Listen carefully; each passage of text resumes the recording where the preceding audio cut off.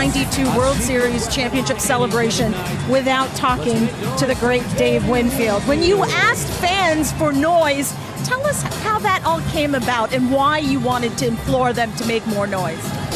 Well, simply said, we had gone through the season and we won a lot, and we would see people react once we made action happen, scored runs, pitched well. And I knew in the playoffs we needed that extra man, that 10th man on the field. And to me, it was let the fans get us excited before it happens. And so they would make a lot of noise. So I just said, well, that's what we're going to need when it comes to playoffs. So we have home field advantage. And a couple people said, well, I don't know, we're good fans. But people came out with the signs. You see the Winfield wants noise? And man, it caught on, and they made noise from the time we got in the stadium, before the action happened, during it's when it happened, and after. So it just became a mainstay for us. The fans were the best.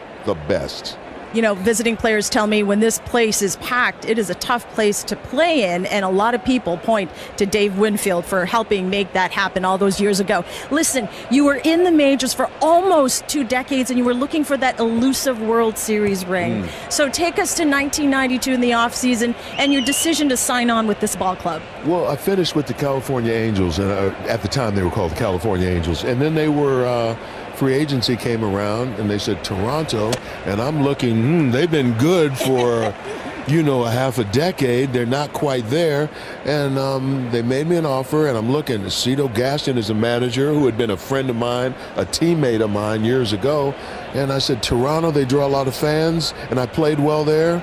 You put it all together, it was an easy choice.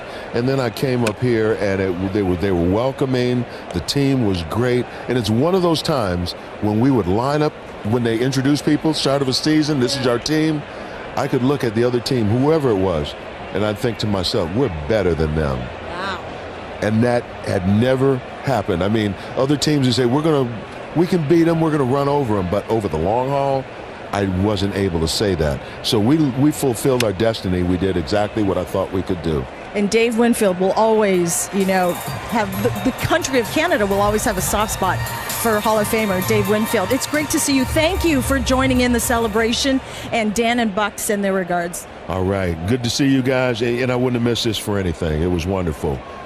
Go Jays. Go Jays. The legendary Dave Winfield. Guys, let's send it back to you. Thank you.